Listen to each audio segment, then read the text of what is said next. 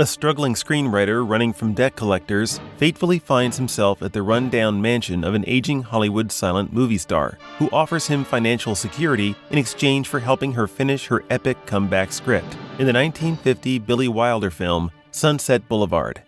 And that's the movie we're digging up this week on Movie Bones.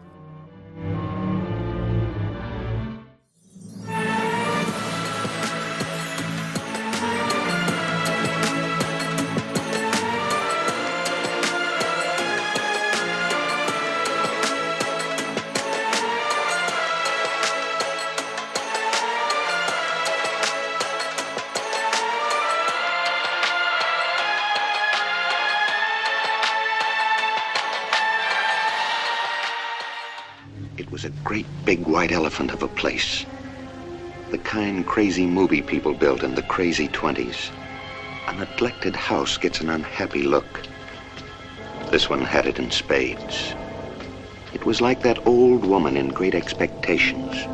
That Miss Havisham in her rotting wedding dress and her torn veil, taking it out on the world because she'd been given the go-by.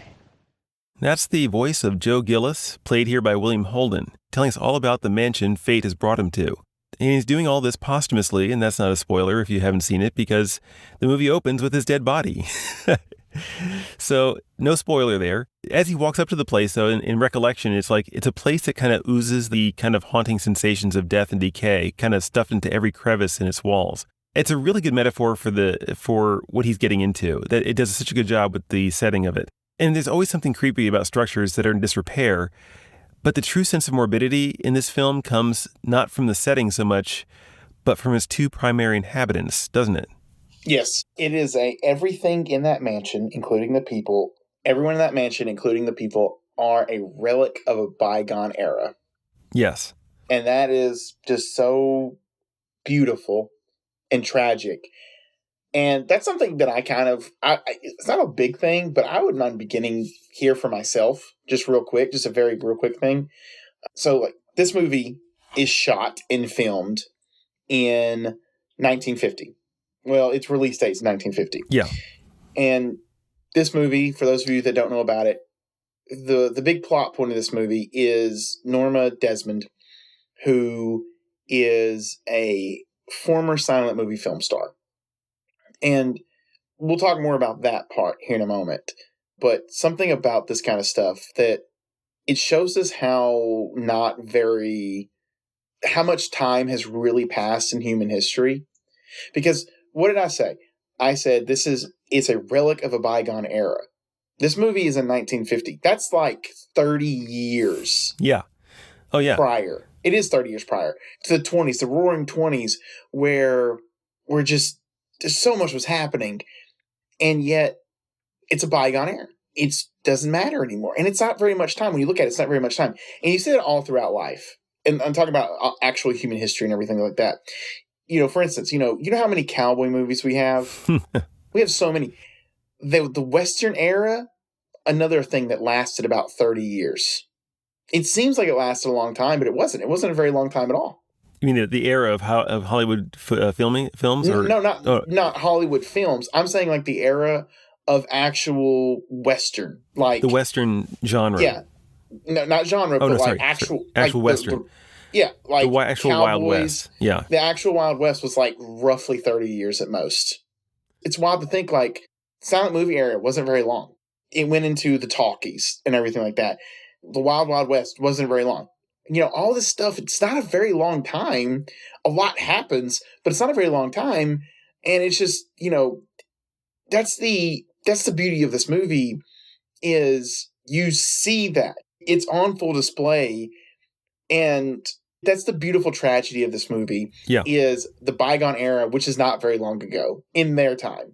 No, it wasn't. And it is a reminder of two things that I was thinking about when you're talking about that was, first of all, how much more sped up our sense of time is today, and how much less time I think you would have to pass in order for people to think that was so like 2000. That was like 2015. That's 2016. That was ages ago, and it does in a way kind of feel like that sometimes. But the other thing is that it's like How we're viewing these epics from before is like we're watching it more like museum pieces. But the characters in the movie, at least Norma Desmond, the lens she views the past through, is almost like she's living in the museum. You know, we go to museums to understand the past.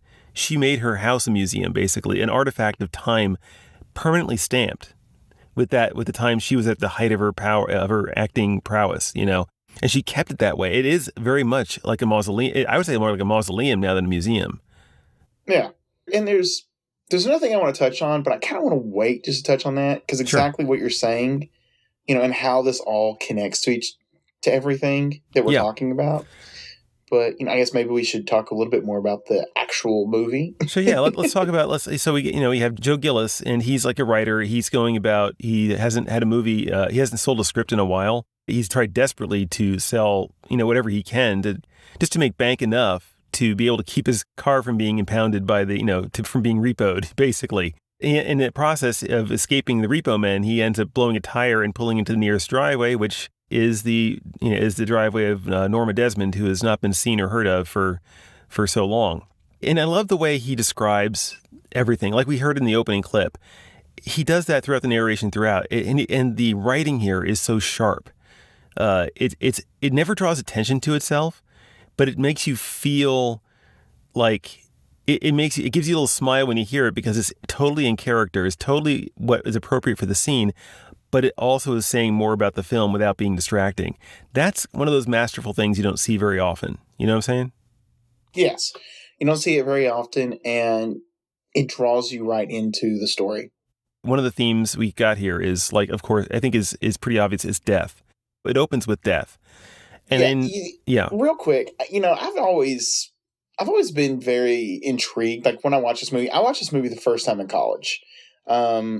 And it was part of our creative writing class and everything. And, it has always intrigued me because it is like, you don't really see that too much. In fact, it's you could argue that's it's the first time that's ever happened in film in that way, telling a story. And then it's parodied every now and then, like not just in film, but like in shows and things like that. Mm-hmm. But yeah, it was a neat touch to do it that way, to have him be the narrator of the story. And it tells you right from the get-go. There's no twist. It could have been a situation in which they made it a twist, but it wasn't a twist. They told you right out the gate, this is him, this is me, and this is how I died. And then but it leaves you in the point where it's like, unlike a lot of other films where narration does not work, it leaves you with enough questions that kind of you want answered. Because here's a guy, it's like, it's not his house that he's in the pool of, it's like, so how did this poor schlub of a writer, end up in this Hollywood mansion pool? And it's like one of those situations that a picture creates the interest itself. And without saying very many words, you just kind of are naturally drawn into like what this guy's story is. I think that's where a lot of other movies that use or try to use narration utterly fail. And a lot of times now people just avoid it. There have only been like two instances that I always keep track of in my mind where the narration really does serve the kind of story it's being told. It's this one and The Shawshank Redemption. And both these movies, they use it to great effect. But I think what a lot of them get wrong, especially when you're showing the end of the film first and then working backwards from there, is that they don't get that you have to still have enough visually and just enough potency to draw you back in, and to keep you going. Otherwise, it's like, well, that was like an artful trick you pulled, but it didn't really serve anything, and I'm not really more invested for it.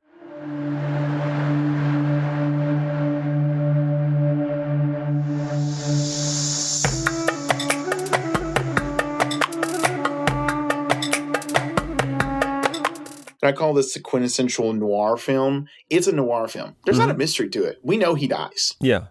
Like, the only mystery is, like, kind of who done it. And I'm going to be real with you. This isn't a shock thing. This is a surprise thing. You could probably figure out, if you've never seen this movie, you could probably figure it out with, like, the first 10 or 15 minutes of the movie. Like, okay, we know who killed him. Yeah. So, the most mentally unstable person in the story is the one who does the killing. Yeah. That's hardly a spoiler. But it's such and that's the thing, is like, it's such an easy setup and an easy, like, who done it, that you should ask yourself, or you should be telling yourself, like, this should not work, but why does it work? The other thing I want to touch on is, like, besides the sense of death, which is prevalent not just from the fact that you see his dead body, but you've also, when the first time we meet Norma Desmond, she's in the process of trying to bury her pet chimpanzee, or to size up the coffin, I guess, for her chimp. And it's like, in the director and the writer, they're tying those two ideas already, that Joe and death are fated together already, even if you didn't already know it. But he's tying it, he's identifying Joe with death just by having him be misidentified there. There's all kinds of little things like that. It's weird to have someone mourning a chimp like that. You know, it's like to have a pet chimp in the first place. And you think of like maybe Michael Jackson, I think, had a pet chimp. I don't know if that was in honor of Norma Desmond or not, but it's such an oddball thing. But and you see the circumstance she's living in. It leads into this place where it's very unhealthy. You know, the whole thing, it feels like if you don't leave this place within the first 5 minutes, it's like Hotel California. You know, it's like you can check out any time you like, but you can never leave. You know, it's that kind of place. It feels like, you know, that your soul could get trapped there if you don't leave and leave quickly. Part of that is also feeding, there's a sense of desperation too, which I'll get into, but you've got something to say. Well, I was just thinking about what you're saying and thinking about why this is happening the way it's happening. And even with Joe being so tied to death and the idea of death and everything, and just the place kind of being tied to that, you know, her mental state is slowly deteriorating throughout the movie. I mean, it's already gone. And we wrestle with throughout the movie, why is it there? And that's where it's kind of like this, in my opinion, there's this uniqueness to it because of why this has happened to her and what Joe represents as part of, because like, okay, we could say he's got a representation of death, but he's got a representation of other things tied to him as well. And in fact, you could make an argument that he's actually the antagonist of this movie. He could. And that's an interesting take because I want to hear more about this, actually. I had something to say, but I'll hold on to that thought and I'll put a pin in it and you can. Okay. Yeah. The reason why I say so this kind of leads to my big point of this whole thing and why this movie works the way it works. We begin with the time period. Norma Desmond is played by Gloria Swanson. She's an actual movie star from the 1920s. So you have all these silent film stars. They're wonderful. They're great. Then we get the talkies. And guess what happens? A lot of silent film stars, they're not able to make it. So what does Hollywood do to them? They cast them out. Yeah. They cast them out. Norma Desmond's character is cast out. Again, I wonder how much Gloria Swanson felt this when she was portraying this. I don't think she probably had very much trouble finding inspiration for the role, you know? Yeah, absolutely. So Hollywood props her up and then promptly pushes her aside when her usefulness goes away. Also, you know, this is shown in the movie as well. She is a acting female in Hollywood.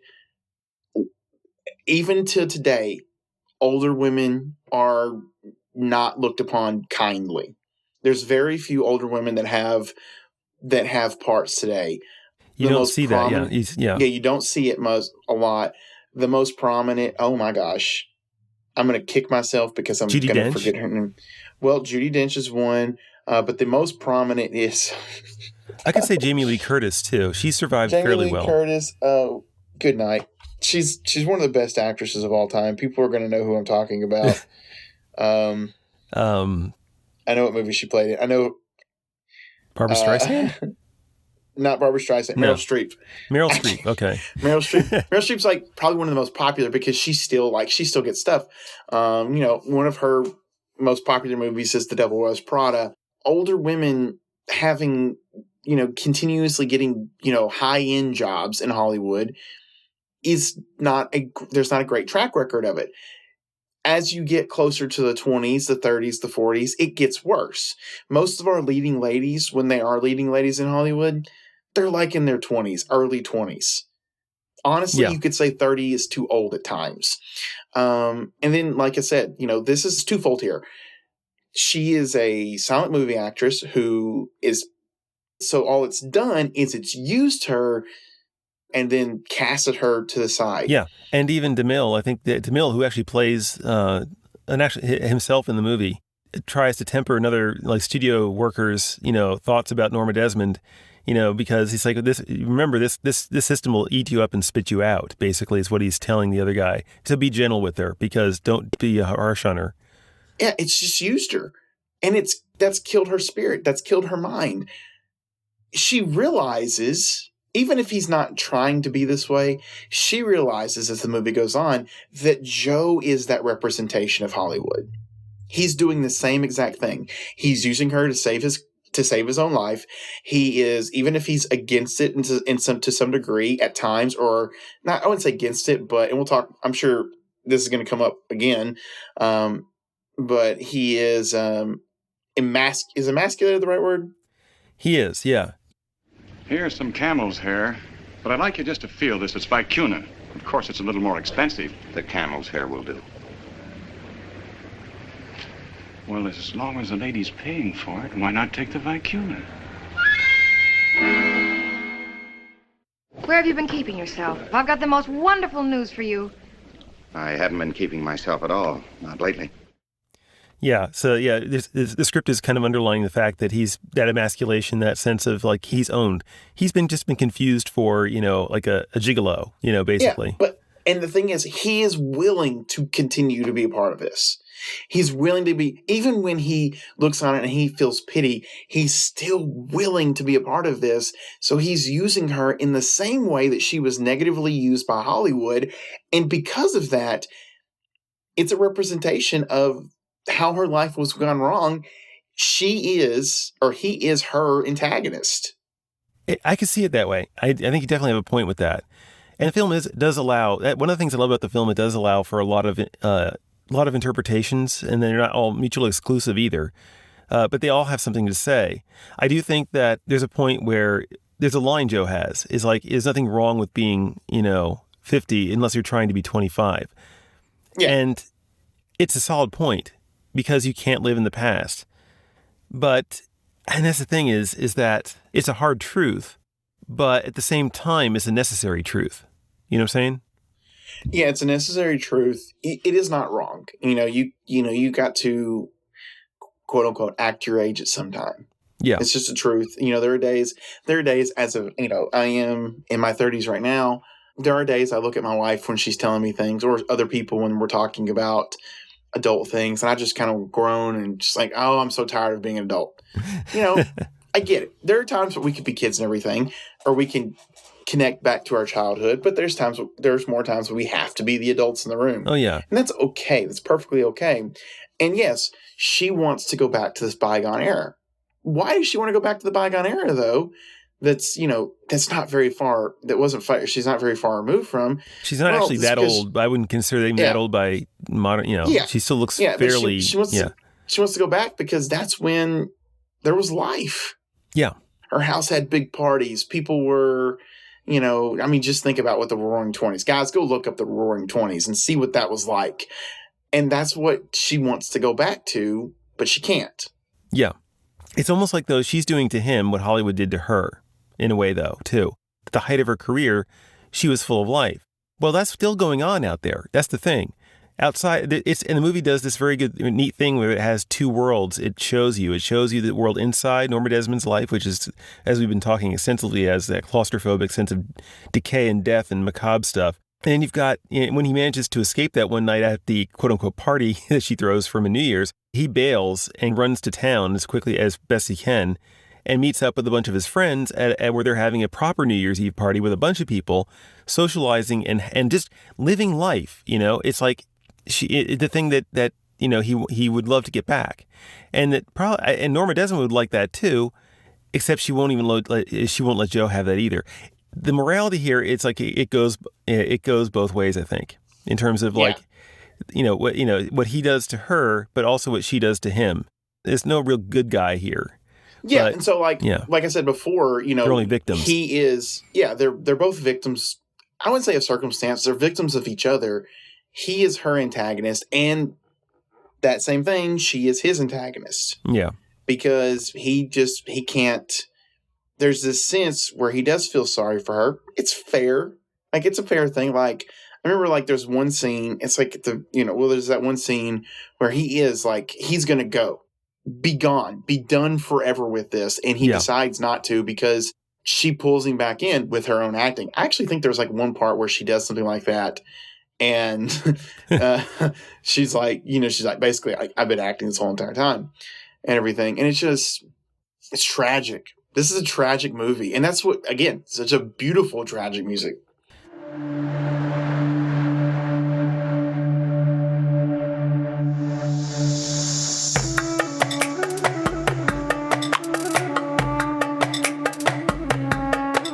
We haven't talked about Betty at all. And Betty plays a very important role here. She's kind of like Joe's sense of life. She becomes Joe's sense of life.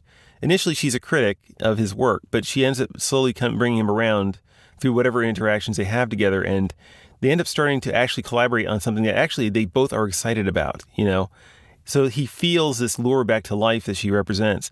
The thing I always wonder at the end is like, and given all that these things represent, is that she offers him a hand out of it. And he says, come get me, basically. Come get me. I'm here. I'm at this location. Come get me. When she shows up, it's like he's thought about it some more and he decides to kind of sarcastically push her away. Not in how the movies always say, get away from me, I'm no good for you kind of a thing. That's the kind of vibe I got from it. She's still got that doe-eyed optimism, and she doesn't understand, what's going on in his head. And sometimes I don't always understand fully what's going on in his head. But what do you think is going on inside Joe's head at the end there? Because but not for that one decision he makes not to go with her, he would have lived. He would have most likely lived. Yeah, absolutely. I mean, he could have just gone away and just be away. Mm-hmm. No one's going to track him down. Norma, I hate to say it, but her end result would have been just probably just going into more of a psychosis to such a degree that could have probably potentially killed her. And I'm not saying that with like a, too bad, so sad. That's a tragic ending for her character as well. Just as much as her other ending was tragic and everything. So what's going on in his head? I think he just gets too wrapped up. I don't think it's a selfish play at the end. I just think he gets too wrapped up in it. I think her claws are just so embedded in him at that point that he does start to feel some sense of morality over her. Like, and by morality, what I mean is like some sense of, like, I've got to take care of her. In other words, does he feel like he's damaged goods? He's not really... He feels like he's damaged goods, and also he feels like he has to, like, it's an abusive relationship. This is Norma and him, but talking about Betty and Joe now. Oh, well, yeah. Yeah, he's damaged goods for Betty. Okay, because of Norma. But it's because of Norma, because he's so entangled with her that he does not see himself being able to be untangled from her. He's her responsibility, or no, she's his lifeline. Mm-hmm. It's just so much. And like, yeah, of course we could probably look at him and go, no, you could just leave and just be done. But still, it's that I'm already too into this that I can't leave this now. I'm too corrupted. And if I actually go with Betty, or he might be thinking, I'll bring Betty more into this and that won't be good for Betty. Yeah. I wouldn't say it's a moral high ground that he's sitting on because he did it to himself. It's just, I always get frustrated because I want him to just go with Betty. The audience is like, it wouldn't make it as good of a movie though. That's the thing. It's like the movie is kind of a reflection on a commentary on Hollywood itself. And given a noir film and that the state of Hollywood has always been very much a combination of that high hopes, optimism, sitting right alongside that, that sense of, darkness and despair, because just for everyone that makes it, there's about 10,000, 1,000 others that don't.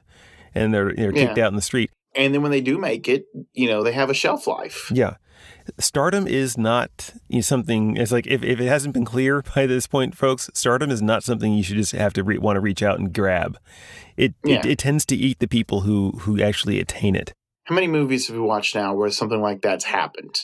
Make the argument that Macbeth is that same way. It is. Oh, good night. I'm going to forget the movie's name, but the movie starring Andy Griffith that we watched. Oh, yeah. A Face in the Crowd. A Face in the Crowd. Face in the Crowd. That is a perfect example of that same thing. It will get what it needs to get out of you, and then it will spit you out. And it will have no remorse to do so.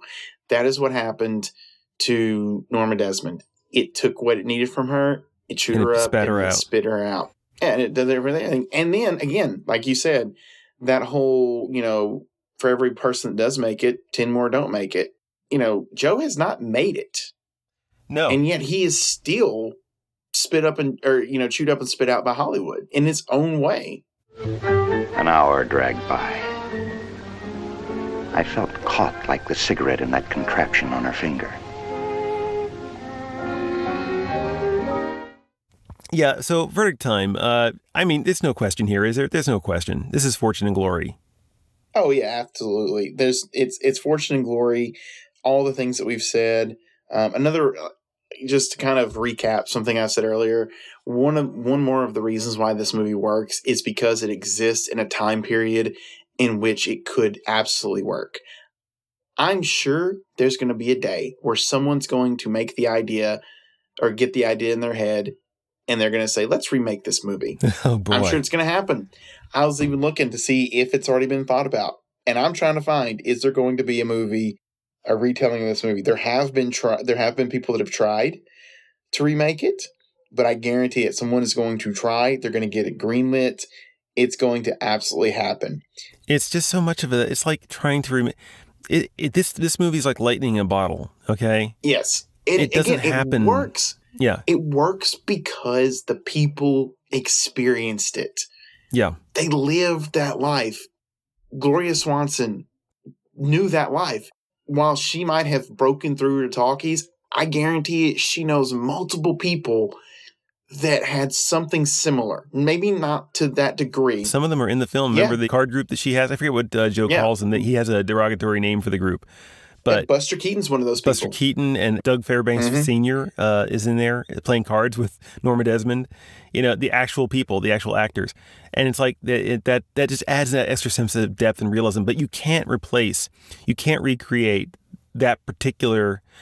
I wouldn't. You know, that's the thing is, you could do something that's themed similarly around a more modern time period, because times are always changing and people are always either getting ahead or behind. You know, these days, it seems to be the problem people have isn't being stuck in the past. It seems to be like we're always trying to stay in a couple seconds ahead of where we are at right now, and never actually being in the moment. You know, always shuffling the current moment away to make room for what we're thinking about 2 seconds from now. What we want to be thinking about 2 seconds from now. And I'm not saying it as a judgment. I'm guilty of that so much myself. I am working on myself. I'm a work in progress on that point. But you could make a movie that deals with themes about being stuck out of time and what that means, but just don't call it Sunset Boulevard. Yeah. Or like you said, it's been done perfectly. So yeah, Fortune and Glory all the way around. Fortune and Glory. I mean, go watch this film, folks. If you have never watched it, just get a copy. You know, if you want to get this is one to have a copy in case the internet goes down forever, and you can grab a hold of a DVD player or something. This is the one you want to have a digital copy of, or some format, just in case the internet apocalypse happens. You know. So anyway, now's the time when we'd like to remind the listening audience out there that if you're having a good time watching these movies alongside us and hearing our reactions, please do like, subscribe, comment, and of course, follow us on your podcast purveyor of choice. Tell us if you think we got it all wrong. You know, if you're one of those, I'm not saying you don't exist, but if you're one of those people out there the one or two people out there who think this movie is like don't look at it, I don't understand it, but you're entitled to tell us about it, and if you can, back it up. Nominate some films you'd like us to see do, especially if they're available for free, because this adventure comes with no strings attached. Guaranteed. In any case, Ryan and I, as always, thank you for sticking with us on our shared journey. And so on our journey, which is progressing still, we have a movie which is somewhat relevant to what some of the things we've been talking about in this episode. You want to tell us about it? Yes. One of the things that I'll tell you about is supposedly, I think it's not supposedly, I think his hands right there. This movie is what helps inspire the comic book villain, the Joker. This movie stars Mary Philbin and Conrad Veidt. I think that's how you say his name.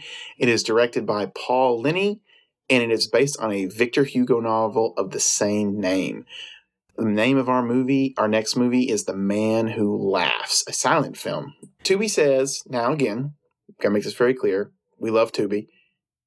Sponsor us, Tubi. But if you ever watch this, Tubi will sponsor us. But Tubi says, when a proud noble refuses to kiss the hand of a despotic king, he is cruelly executed and his son is surgically disfigured. It's light fare. It's light fare. For kids. Yeah, totally for kids. Yeah. So anyway, folks, that's it for us this week. Until next week, Ryan, I guess I'll see you next week. And folks, we'll see you next week. See you next week.